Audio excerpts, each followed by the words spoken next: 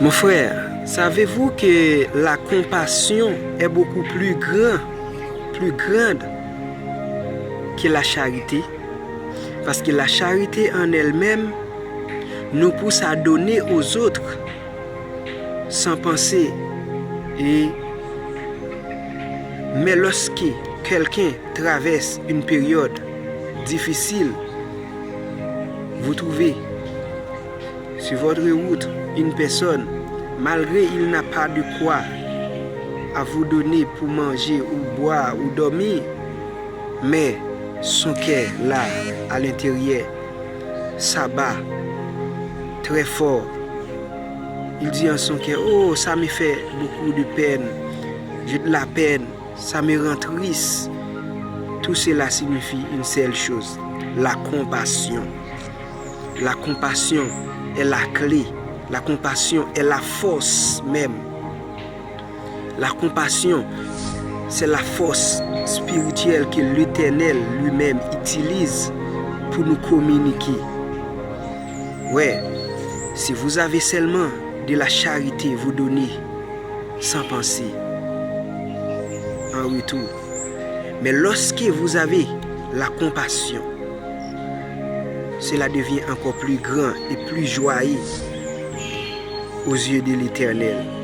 Parce que la compassion nous pousse à faire des choses que même nous ne pensons pas à faire pour les autres. Si vous voyez sur votre chemin une personne qui te donne un pain lorsqu'il a des boulangers, si vous voyez quelqu'un qui vous donne des chemises lorsqu'il a beaucoup de magasins, oui, c'est une personne charitable.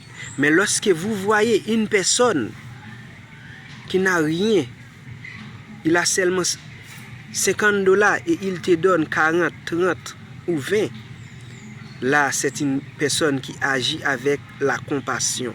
La compassion est beaucoup plus grande et plus forte que la charité. La compassion est beaucoup plus forte, oui, plus fort que la foi. La foi nous donne l'espérance lorsque nous faisons des demandes à l'Éternel. La foi nous pousse à faire des prières tout en espérant en retour que les choses que nous avons demandées viendront après. Mais lorsque une personne a de la compassion dans son cœur, il agit. C'est comme Lazare qui était mort et Christ vient.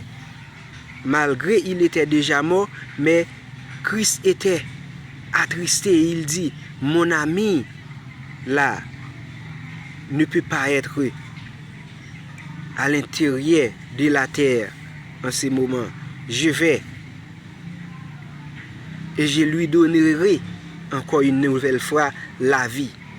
Et les autres qui étaient là disaient même, Christ, ça fait 4 jours. Comment ça? Qu'est-ce que vous allez faire là-bas? Il est déjà en décomposition. Mais non, lorsque vous avez la compassion, la compassion c'est comme la peine, la tristesse, l'émotion, la joie qu'on ressent pour quelqu'un lorsque ça va bien. La peine qu'on ressent aussi lorsque ça va mal pour les autres. Oui, ça c'est la foi. La foi à travers la compassion. Nous devons trouver la foi, oui, mais à travers la compassion, à travers la charité. Mais lorsque vous avez seulement de la foi pour demander pour votre famille, pour qu'ils puissent aller à l'étranger, et vous venez après dire à l'église ou pour témoigner, pour dire aux autres, et ma famille était là, mais à présent il vit aux États-Unis, il est en France, au Canada, cela ne changera rien. Oui, vous êtes bénis, mais savez-vous que votre bénédiction causera ta chute, bien que votre bénédiction éloigne le chemin qui vous mènerait vers le salut. Des fois, vous êtes bénis, mais votre bénédiction va vous empêcher de faire quelque chose encore plus agréable aux yeux de l'Éternel. C'est pour cela que je vous dis, la compassion, oui, la compassion est la clé. Si vous voulez vraiment servir le Dieu créateur, si vous voulez vraiment ressembler avec Christ, lorsqu'il disait, si quelqu'un est en Christ, il est une nouvelle créature. Oui, là il nous parle de la compassion. Vous voyez, lorsque le pauvre vient, il n'avait pas d'argent pour donner. Lorsque les autres se réunissent, il n'avait pas de quoi donner. Il avait seulement peut-être quelques pommes. Mais les autres disent, non, vous ne devez pas donner ça. Mais Christ disait, il avait seulement entre les mains ça, seulement quelques pommes, que de la nourriture. Mais vous avez des comptes bancaires, mais vous donnez seulement $100. Mais lui, il avait seulement $1, mais il l'a donné avec Christ pour le travail de Jésus-Christ. Mais croyez-vous, lorsque Christ reviendra, il trouvera encore la foi sur cette terre? Mais non, parce que nous deviendrons de jour en jour beaucoup plus égoïstes. La compassion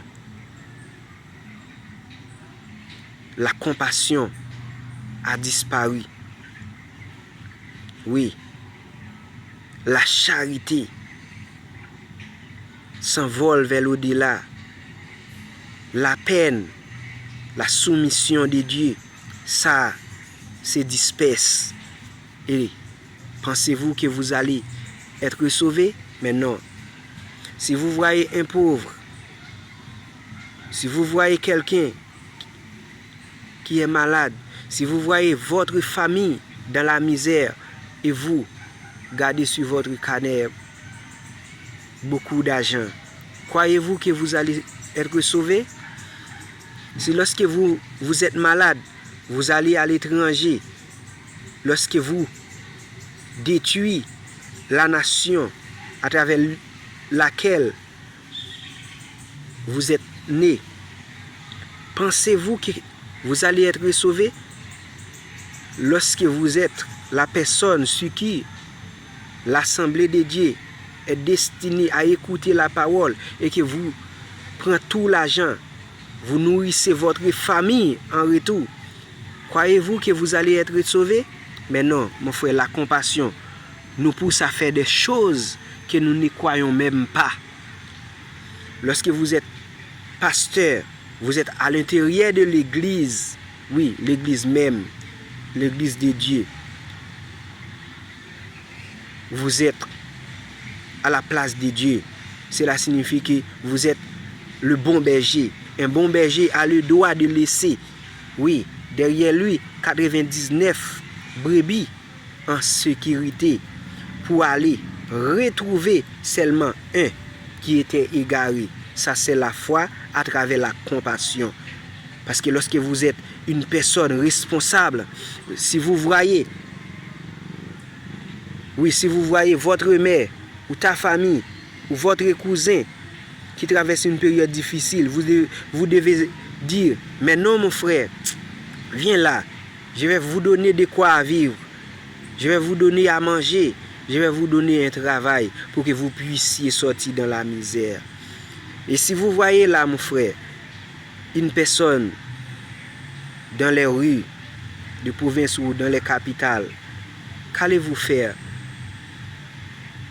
Vous allez rire, mais non, mon frère, un temps pour chaque chose. La compassion avant tout, c'est la force. C'est cela qui nous pousse à être agréable aux yeux, oui, aux yeux de l'Éternel. Sans la compassion, vous êtes morte. Sans la compassion, vous ne verrez pas le salut. Qu'il en soit ainsi. Soyez bénis. Amen.